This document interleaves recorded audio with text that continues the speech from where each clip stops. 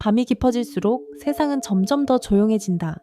하지만 그 고요함 속에서 때로는 설명할 수 없는 불길한 기운이 스며든다. 마치 누군가가 어둠 속에서 조용히 숨을 죽이고 당신을 지켜보고 있는 것처럼. 오늘 내가 들려줄 이야기는 바로 그런 밤에 어울리는 이야기다.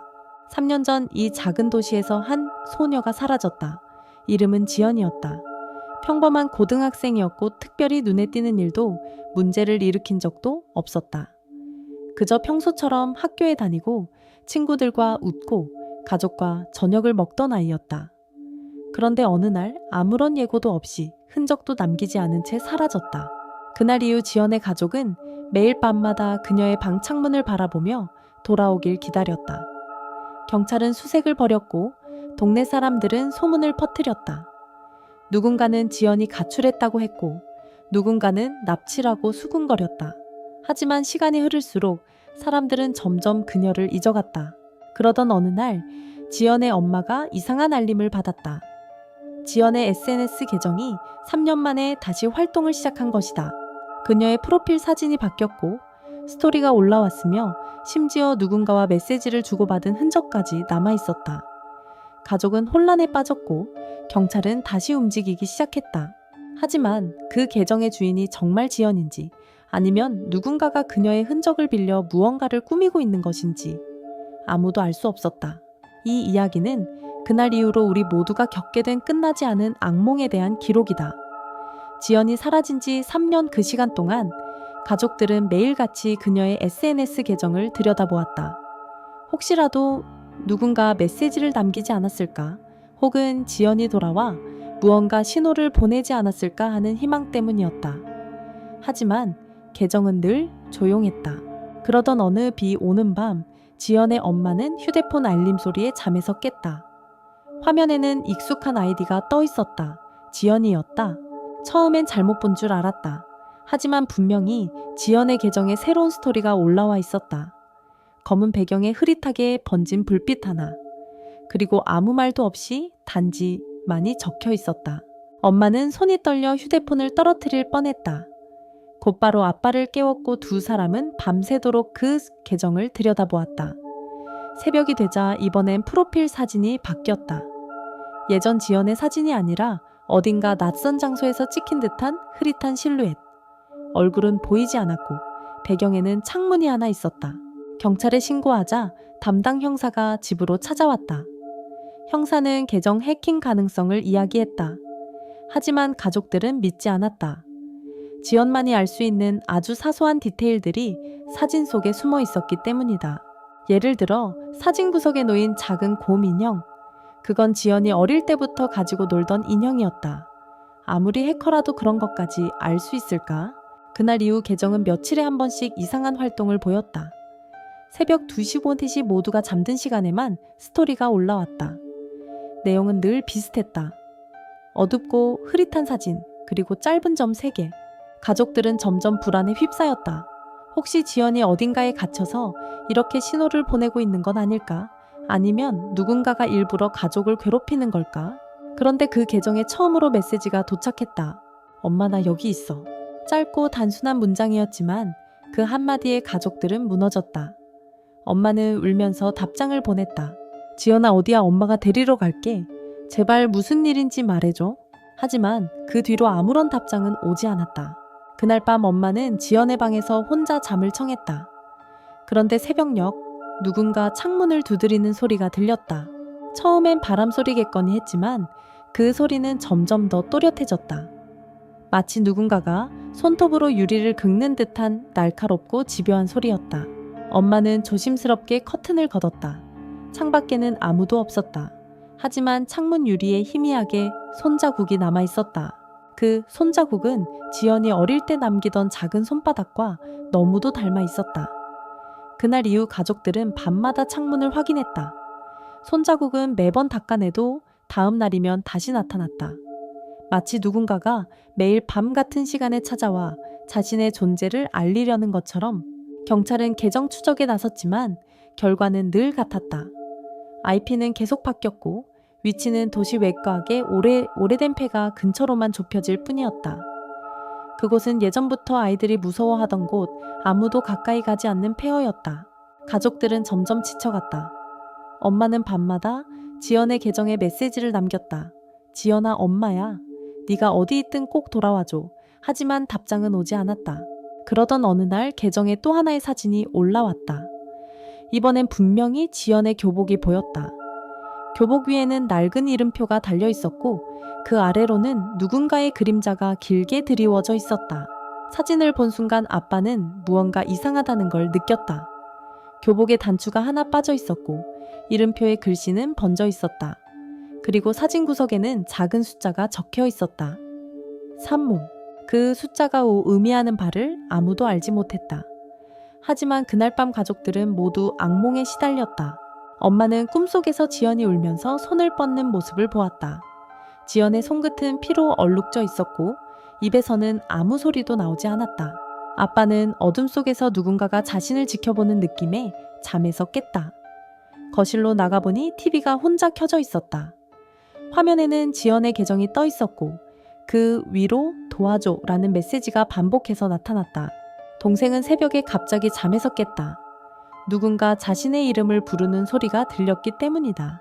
지수야, 지수야. 목소리는 분명 지연이의 것이었다. 하지만 그 목소리에는 이상하게도 낯선 기운이 섞여 있었다. 가족들은 점점 현실과 꿈의 경계가 흐려지는 것을 느꼈다. 지연의 계정은 점점 더 자주 더 기이한 사진과 메시지로 가족을 괴롭혔다. 어느 날 계정에 이런 메시지가 올라왔다. 여기 너무 어두워, 추워, 무서워, 나 좀 꺼내줘. 그 메시지와 함께 폐가의 창문을 찍은 사진이 첨부되어 있었다. 경찰은 즉시 폐가로 출동했다. 가족들도 따라갔다. 폐가하는 곰팡이, 냄새와 먼지로 가득했다. 벽에는 오래된 낙서와 누군가 남긴 손자국이 여기저기 찍혀 있었다. 그리고 한 구석에서 지연의 교복과 곰 인형이 발견됐다. 하지만 지연의 모습은 어디에도 없었다. 폐가에서 돌아온 뒤 가족들은 더 이상 평범한 일상을 살 수 없었다. 지연의 흔적이 남아있던 그곳 곰 인형과 교복, 그리고 벽에 남겨진 손자국. 모든 것이 현실 같지 않았다. 경찰은 폐가 주변을 샅샅이 뒤졌지만 지연의 행방에 대한 단서는 더 이상 나오지 않았다. 그저 그날 이후로 지연의 SNS 계정은 다시 침묵에 들어갔다. 하지만 가족들은 알 수 있었다. 무언가가 아직 끝나지 않았다는 것을. 엄마는 밤마다 지연의 방에서 잠을 청했다. 그 방은 여전히 지연의 향기로 가득했다. 책상 위에는 지연이 마지막으로 쓰던 일기장이 놓여 있었다. 엄마는 그 일기장을 펼쳐보았다. 일기장 마지막 장에는 낯선 글씨로 이런 문장이 적혀 있었다. 여기 너무 어두워. 누가 나를 보고 있어. 나 혼자가 아니야. 엄마는 그 글씨가 지연의 것이 아니라는 걸 단번에 알아챘다. 지연의 글씨체와는 달랐다. 그날 밤 엄마는 또다시 창문을 두드리는 소리에 잠에서 깼다. 이번엔 분명히 누군가가 창문을 열려고 하는 소리가 들렸다. 엄마는 두려움에 떨며 커튼을 걷었다. 창밖에는 아무도 없었다. 하지만 창문 유리에는 또다시 손자국이 남아 있었다. 이번엔 그 손자국 옆에 작은 글씨로 무언가가 쓰여 있었다. 3년. 그 글씨를 본 순간 엄마는 온몸이 얼어붙는 듯한 공포를 느꼈다. 다음날 가족들은 지연의 계정에 마지막으로 메시지를 남겼다. 지연아, 네가 어디 있든 우리가 꼭 찾아낼게. 기다려줘. 그날 밤 계정에 마지막으로 사진이 올라왔다. 사진 속에는 지연의 방 창문이 보였다. 창문 너머로 누군가의 그림자가 어렴풋이 비치고 있었다. 그리고 사진 아래에는 이런 메시지가 적혀 있었다. 여기 있어, 아직도. 그 이후로 계정은 완전히 침묵했다. 하지만 가족들은 알 수 있었다. 무언가가 아직 그 방 어딘가에 남아있다는 것을. 밤이 깊어질수록 창문을 두드리는 소리는 점점 더 또렷해졌다. 그리고 그 소리는 이제 가족 모두의 꿈속에까지 따라왔다. 시간이 흐르면서 가족들은 점점 지쳐갔다. 지연의 흔적은 점점 희미해졌지만 그 불길한 기운만은 집안 곳곳에 남아있었다. 아빠는 어느 날부터인가 밤마다 같은 꿈을 꾸었다. 어둡고 축축한 폐가 안 그곳에서 누군가가 자신을 부르고 있었다. 아빠, 여기야. 그 목소리는 분명 지연이의 것이었지만 어딘가 낯설고 메아리처럼 울렸다. 동생 지수는 방 안에 혼자 있을 때마다 누군가가 자신을 지켜보고 있다는 느낌에 시달렸다. 거울을 볼 때마다 자신의 뒤에 흐릿한 그림자가 서 있는 것 같았다. 엄마는 점점 말수가 줄어들었다. 밤마다 창문을 닫고 손자국이 남아있는지 확인하는 것이 일상이 되었다. 그러던 어느 날 가족 모두가 동시에 이상한 꿈을 꾸었다. 꿈속에서 그들은 모두 지연의 방에 모여 있었다.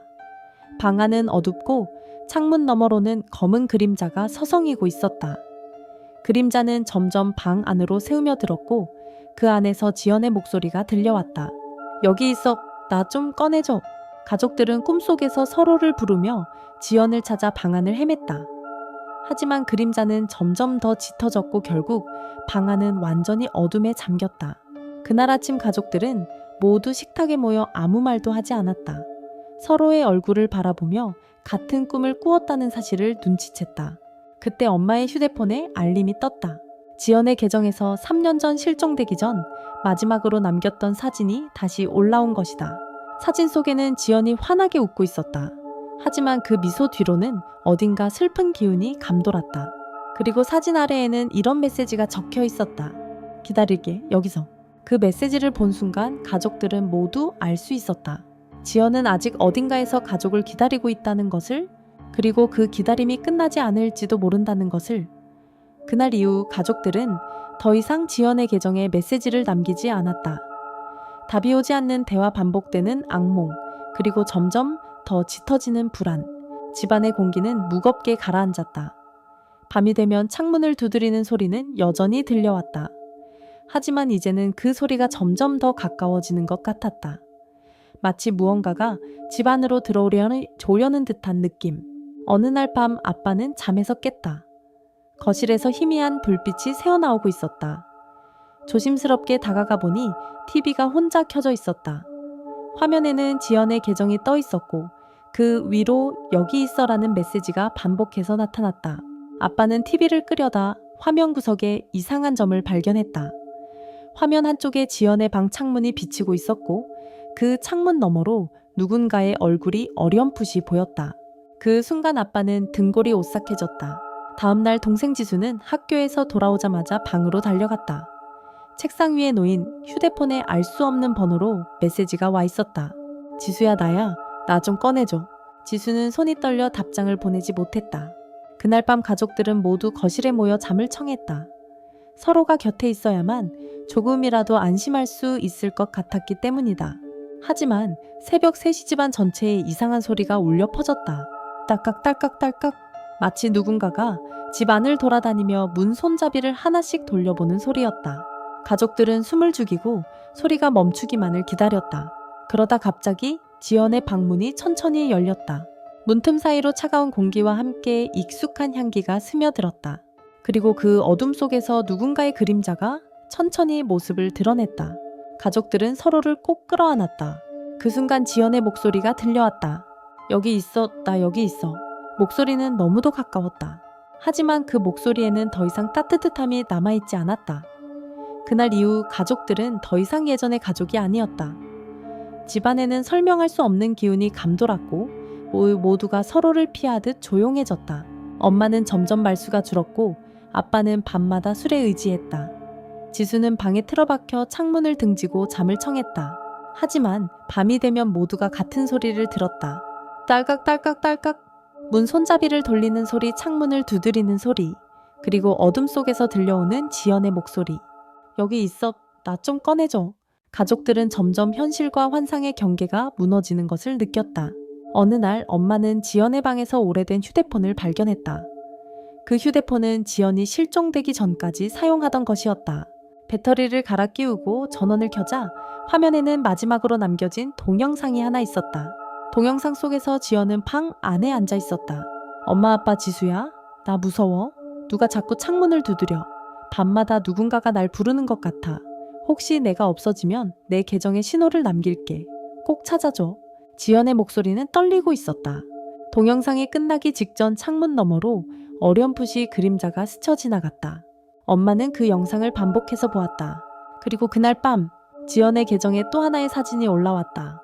사진 속에는 가족 모두가 거실에 모여 잠든 모습이 담겨 있었다. 누가 언제 어떻게 찍은 것인지 알 수 없었다. 사진 아래에는 단 한 줄의 메시지가 남겨져 있었다. 여기 있어, 항상. 그 메시지를 본 순간 가족들은 모두 알 수 있었다. 지연은 아니, 지연의 무언가는 여전히 이 집 어딘가에 남아있다는 것을, 그리고 그 존재는 점점 더 가까워지고 있었다. 그날 이후 가족들은 집안의 모든 창문과 문을 잠갔다. 하지만 이상하게도 아침이 되면 어김없이 창문 한쪽이 열려 있었다.